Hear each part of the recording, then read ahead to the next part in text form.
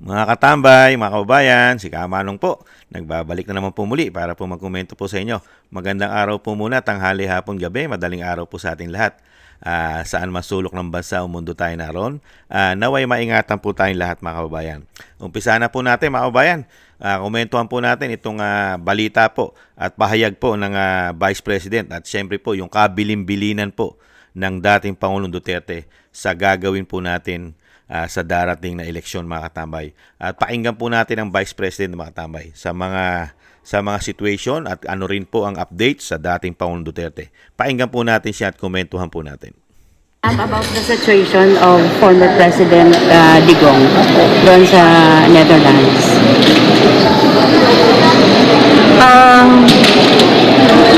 Nagkausap kami kahapon, ma'am. Tumawag siya sa akin, si President Duterte. At sinabi niya sa akin na diretsuhin ko na daw yung mga tao na bumoto straight ng PDP laban. Huwag na daw magpaligoy-ligoy pa. Sabihin na daw diretso at ipaintindi sa mga tao kung bakit kailangan nilang bumoto straight ng 10 na mga senators ng Duterte ang tawag nila sa sarili nila, ma'am, dahil hindi sila lahat galing sa isang partido lamang, no? 6 yung galing sa partido nila President Duterte at 4 yung guest candidates. So nagkausap kami habang nasa ferry ako mula Toledo, Cebu, papunta dito sa San Carlos City, sa Negros Occidental. Medyo matagal yung pag-uusap namin, ma'am. Yun ang sinabi niya sa akin. So, yes. Ibig sabihin, Titi, sama ka sa mga campaign sorties nila? Yes, ma'am. Kagabi, nag-re-strategize ako kung anong dapat gagawin. Kasi, ang balak ko talaga sana, ma'am, ay umikot lang sa mga tao, puntahan yung mga tao para magpasalamat. Kahapon, sinabihan na niya ako na huwag ka na magpaligoy-ligoy. Diretsuhin mo yung mga tao na 10 na Duterte candidates ang iboto. At ipaintindi sa mga tao na kailangan iboto straight yung 10 kandidato. Ma'am, you're supporting, endorsing Senator Amy Marcos? Ma'am, meron po akong, nakita niyo po yung endorsement video ko kay Amy Marcos at kay Camille Villar. Dahil ito sa ang tatagal na namin na pagkakaibigan at dahil din ito sa sinabi ko nga, pareho naman yung vision ng Duterte at nung dalawa pang kandidato, and that is a peaceful and prosperous Philippines. They have a shared vision. Ma'am, do you think malaking magiging boost nila na chances of winning itong nila Sen. Amy at ni Camille Villar dahil po sa endorsement niyo? Yeah, natanong na yan sa akin, no. Hindi ko talaga alam kung anong maitulong nung endorsement video, no. Lagi akong tinatanong ng mga tao na ano ba daw talaga ang gagawin nila, kung iboboto ba daw talaga nila dahil merong mga video na lumabas, at sinabi ko diretso sa mga tao na may karanasan ako dati, nag-endorso ako at ngayon nagsasabi yung mga tao na saan nagmahay gani? Nagsisisi ang mga tao sa pagpili nila sa ating presidente. So, ang sinasabi ko lang sa mga tao, nandyan yung dalawa, nandyan si Senator, nandyan si Amy, nandyan si Camille, mga matitino ito na tao. Si Senator Amy kilala ko since 2012. Meron akong mga kwento, medyo mahaba yung kwento, konti lang yung oras natin dito kung paano ko nasabi na matino na tao si Camille Villar at si Amy Marcos. Iniiwan ko na hindi ako namimilit, wala ako namunggos. Nandyan sila nagpipresenta na nagpapili sila karong election. Iwan na namin yan sa mga tao kung sino yung dalawa nila na iboboto. Kailangan na siguro mas magandang at mas maayos na plano para sa mga evacuees dahil mahirap talaga ang tumagal sa evacuee. Yan po mga tambay. Yan po ang kabilin-bilinan po. At nasa mabuti naman pong kalagayan ng ating presidente, mga tambay. Nakausap daw po ng ating Vice President. At talagang nagbilin po, mahigpit po ang bilin. At pinauunawa po sa atin na talagang dapat po natin na iboto ang sinasabi po ng ating dating Pangulo, si PRRD, mga tambay. Na Duterte, mga tambay. Duterte po ang ating iboboto. Solid po yung 10. Solid, mga tambay. Dahil nakikita naman po natin, ito pong nakaraang 20 Congress, ay wala po tayong nakita sa mga politiko na nungkulan sa atin ng 3 taon, mga kabayan. Ano po nakita natin? Grabing pamumulitika at grabe ang issue ng korupsyon na wala pong tinutuldukan, investigasyon sila, mga kabayan. Ito po yung ating Duterte, mga tambay, na sinasabi po ng ating dating Pangulong Duterte. Yan po ang Duterte, mga kabayan. Yan po ang tatangkilikin natin. Solid po. Napaka-importante po yan. Solid. Nang matuldukan na po. Talagang makita na po natin, tayong mga Pilipino, ang tamang investigasyon po sa Senado. Lalong-lalo po sa napakaraming issue ng korupsyon ng 3 taon na hindi po nila iniimbestigahan, mga kabayan. Yan po ang ating Duterte sa pangunguna po siyempre ng number 28 na si Senator Bongo, number 58 Salvador Philip Salvador, number 10 si Jimmy Bondoc, number 56 si Attorney Vic Rodriguez, at number 34 si Attorney Lambino, at number 22 si Senador Bato de la Rosa, number 38 si Attorney Marcoleta Rodante, at number 30 si Attorney Hinlo JB, at number 53 si Apollo Kibuloy, at number 42 ay si Richard Mata, mga tambay. Yan po ang ating Duterte. Solid po, mga tambay, solid. Ang kailangan po natin solid, Duterte ang ating po isusulat sa ating pagboto, mga tambay. At syempre, pinaliwanag din naman po ni Vice President, mga kababayan, yung sitwasyon po na dahil nag-endorso po siya. At nag-endorso rin po naman ng dating Pangulong Duterte. In-endorso niya rin po kasi si dating Senador Gringo Honasan. At siyempre po si Kerubin. Kerubin. Si dating Pangulong Duterte, in-endorso si Honasan at si Kerubin. Ang Vice President naman po ay nag-endorso rin po yung sinasabi niyang kaibigan na si Amy Marcos, si Senadora Amy Marcos, at si Congresswoman Camille Villar ng pamilya ng mga bilyonaryo o trilyonaryo, mga tambay, ay iniiwan naman po din ng Vice President sa atin. Tayo po, ayon na rin sa Vice President, tayo po ang masusunod. Dahil nga ang ating mga kababayan ay nagkaroon na po talaga ng agam-agam dahil nga tayo mismo, nakapagsabi po tayo sa ating mga sarili na ang nangyari po noong 2022 ay inendorso niya po ang Pangulong Marcos, at nakita po natin talaga na tayo po ay nabudol. Ngayon, sino po ang kapatid nung nakabudol sa atin? Di po ba ang Senadora Amy Marcos ang kapatid? At siya rin po ang isa sa nanligaw para po samahan ang kanyang kapatid. Ngayon po, siya na mismo ngayon ang lumalapit na naman sa tinatawag na kaibigan na si BP Sara.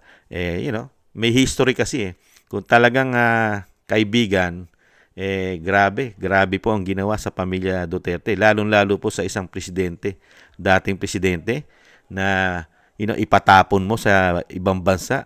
Samantalang pwede mo naman litisin dyan sa ating bansa. Pero ipinamigay mo ang pagiging Pilipino. At talagang grabe po ang ginawa po. Nakita po ng taong bayan kung paano po kidnapin. Yan po ang lumalabas sa mga investigasyon. Kidnapping daw po ang talagang nangyari. At nakita naman po natin talaga ang ginawa po nilang harassment, panggigipit sa dating Pangulong Duterte. Kaya nga po laglag na laglag ang kanilang approval at trust rating, di ba? Ang magpinsan, isang 14% daw at isang 25%. Dahil nga po yung galit ng majority ng Pilipino, hindi nagustuhan ang ginawa ng kapatid ng Senadora Amy Marcos. Ngayon po ay lumalapit na naman po sa atin, mga kababayan. Tayo po ang masusunod. You know, hindi po tayo pare-parehas ng pananaw. Di po ba? Katulad po ninyo. You know, choice nyo po yun. Choice nyo kung sino po iboboto nyo. Pero yung sa atin po, Duterte, solid po yun, Duterte. Kailangan po isolido na po natin para po sa pagbabago. Yung una po kasing pagbabago na gagawin po natin sa ating gobyerno ay isang damukal na investigasyon ng korupsyon. Isang damukal na kailangan imbestigahan ang mga paglabag nila sa batas. Di umano. Di mo ba? Yan po ang magiging trabaho po. Ito pong gagawin na yung gagawin po nitong Duterte. Pangunahin po ito, gagawa po ito ng karapat-dapat at tamang batas katulad po ng bitay. Kailangan na po magkaroon ng bitay para sa mga politiko. Sa mga korap. Kailangan po maipasay ang bitay para sa kanila. Di ba? At lalong-lalo na po, kailangan na pong maisabatas sa mga politiko, sa mga taong gobyerno, ang drug testing. Wala kasing batas eh. Kaya kailangan po maisabatas po yan. Kaya nga po hindi natin mapilit na ipa-drug test ang isang presidente. Kasi walang batas. Kung may batas na po ang drug testing o drug test, magkaroon na ng batas ang drug test, yan po, obligado na pong lahat ng empleyado nagtatrabaho sa gobyerno, kailangan po talaga silang magpa-drug test. Di po ba? Wala ayaw nilang gawing batas Bakit kaya natatakot bakit kaya natatakot ng mga politikong gawing batas ang drug test? Baka kasi marami kayang gumagamit sa kanila. Kailangan panahon na po yan para malaman po ng mga Pilipino kung sino talagang hindi gumagamit ng pulburon. Di ba? At syempre yung bitay at investigasyon sa napakarami pong issue ng korupsyon sa binagoong Pilipinas. Kaya kailangan po yan. Napaka-importante po na sundin po natin. Duterte, hindi na po Duterte, 10. Solido po yan, mga kabayan. Nakikiusap na po ang dating Pangulong Duterte at ang BP Sara. Ngayon, tayo na po ngayon, nasa puso na po natin yon at diskarte at desisyon ng ating sarili. Kung sino po ang isasama natin doon sa 10. Yung 10 po, solid na tayo, nasa atin na po yon. Yung inendorso po ni Pangulong, ni PRRD, ni dating Pangulong Duterte, si Gringo, Hunasan, at si Kerubin. At yung inendorso naman po ng Vice President na misa na siyang nabudol ng pamilya Marcos. Ini-endorso niya po ang Amy Marcos dahil kaibigan niya. At kaibigan niya rin po ang mga Villar. At kaya inendorso niya rin po ang Camille Villar, mga katambay. Pero siyempre po, galing po sa alyansa yan. Nagtawid bakod lang po yan. Tawid bakod dahil po nanganganib po na hindi sila manalo. Kaya po tumawid at tumingi ng tulong sa Vice President. Tayo po ang susulat, mga tambay. Tayo po, ito pong ballpen natin. Yung 10, sigurado na tayo. Duterte. Pero yung sinasabi nga po natin, mga kabayan, yung 2, optional. Sino kaya? Si Kamanong, hindi ko pwedeng sabihin sa inyo na kung sino po. At hindi ko po kayo didiktahan. Hindi ko po sasabihin na kung sino iboboto nyo doon sa pang-11, pang-12. Choice nyo po yun. Di ba? May sarili po kayong isip at alam nyo po kung sino pa ang makakatulong sa Duterte at sa dito po sa mga gagawin po ng pagbabago sa ating bansa. Lalo-lalo na po sa Senado. Di ba? At syempre, ganun din po sa ating mga distrito, sa ating mga congressman. Alam naman po natin kung sino ang mga buhaya riyan. Kilala po natin sa ating mga distrito yan. Huwag na po natin tangkilikin yan. Lalo-lalo yung mga pumirma na nagkamal daw po ang kanilang mga opisina ng daan-daang milyon dahil sa impeachment ng Vice President. Huwag na rin po nating tangkilikin yan. Kilala nyo po yan, mga kababayan, sa inyong mga bayan, sa inyong distrito. Ang mga congressman na yan. Di po ba? At syempre po, huwag na rin po natin tangkilikin ang mga party list ng mga buhaya ayon sa Vice President. Ang party list po ng tambaluslos. Huwag daw po natin tangkilikin yan, mga tambay. Number one po ang tingog. Itong tingog o tingog. Itong tingog party list ng tambaluslos ay i-demolish din po natin yan at shoot din po sa inidoro yan. At syempre po, yung mga party list po ng mga kaliwang grupo, mga kababayan.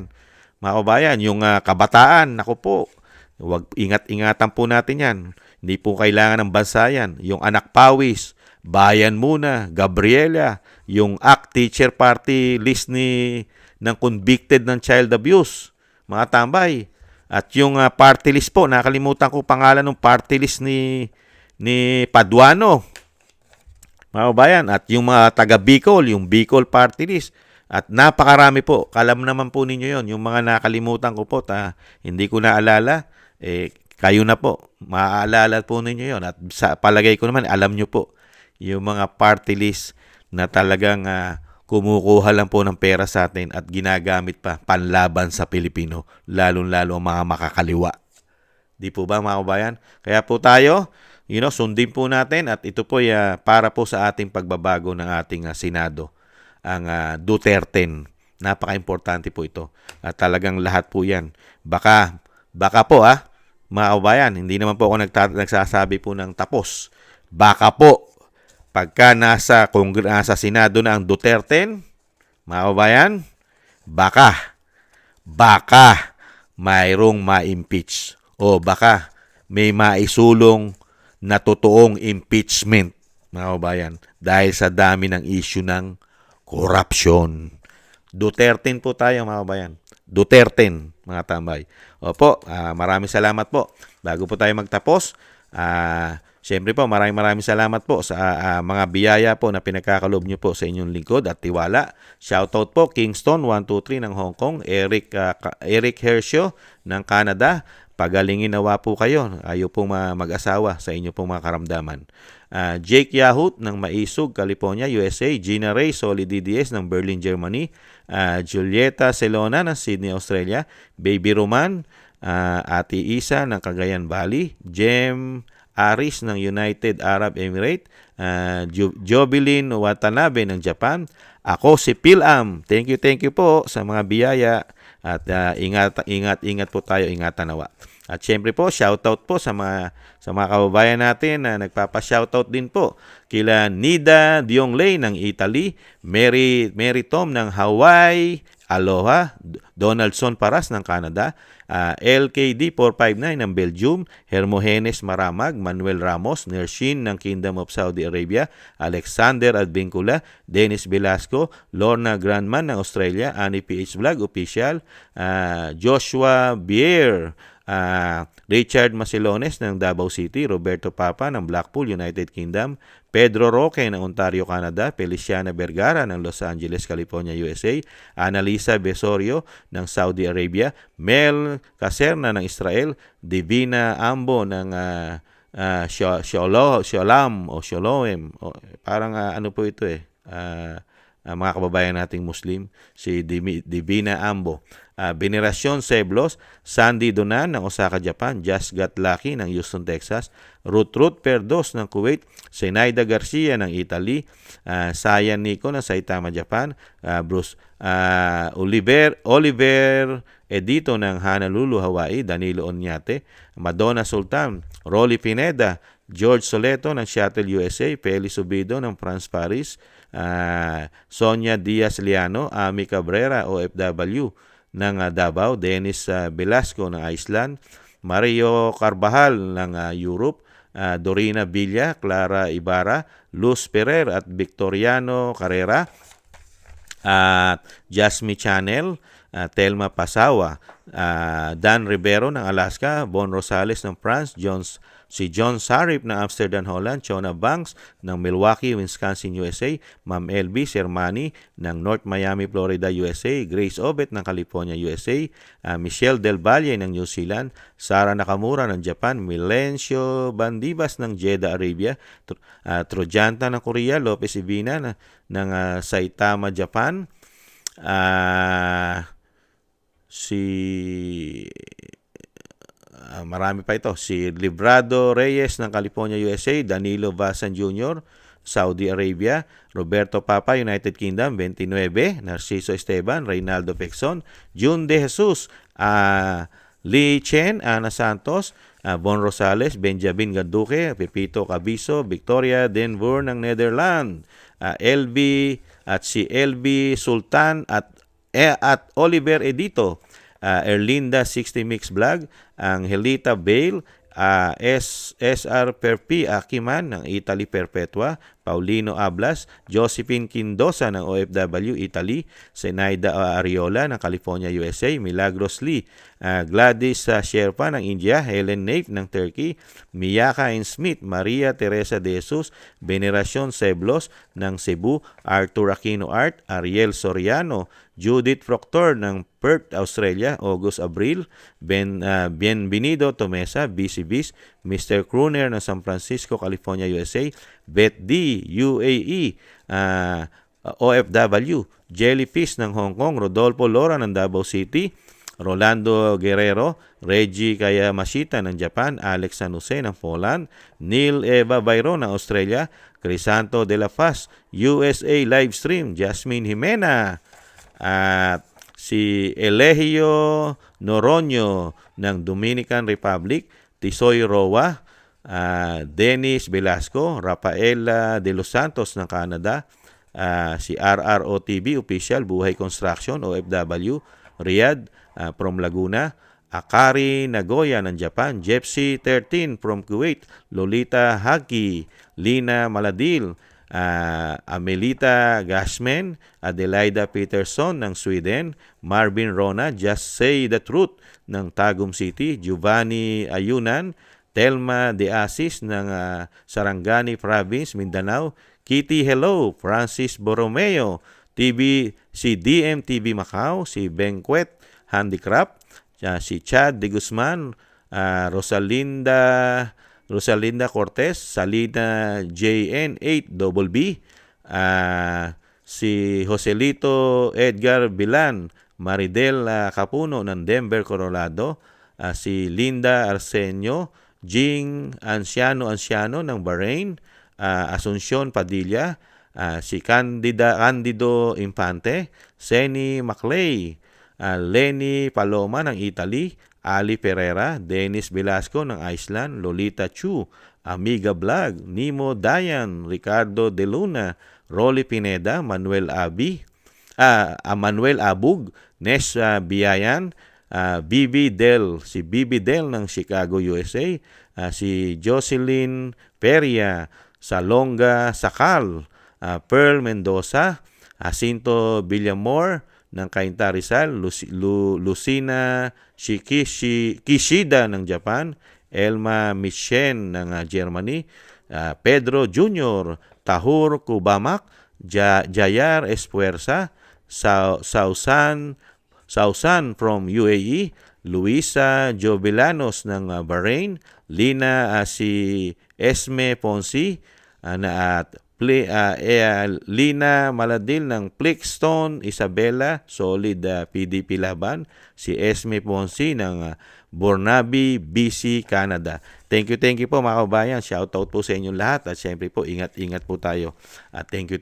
At thank you rin po sa mga gusto po ng ating tambayang makabayan sa YouTube at TikTok. At ganoon din po sa mga nagko-comment, like, share, and subscribe. Thank you po. At syempre po, bago po tayo magtapos mga kababayan, siyempre po, thank you po sa mga naagusto po ng tambayang makabayan sa YouTube at TikTok, siyempre po. At ganoon din rin po, ulitin ko po sa mga nagko-comment, like, share, and subscribe. Thank you po. At siyempre po, yung mga panalangin po natin, kailangan po natin na, isama po natin sa ating mga dasal at panalangin ang kaligtasan, mahabang buhay, at makabalik po sa ating bansa sa lalong mabilis. Isama po natin sa ating mga dasal ang dating Pangulong Duterte, mga kabayan. Maraming salamat po mga kabayan. Team Duterte po. Solid Duterte po tayo mga kabayan. Solid. Kailangan po natin yan para po sa pagbabago po. Lalo-lalo sa ating bansa at sa Senado. Maraming salamat po. Paalam. Ingat-ingat po tayo. Bye-bye.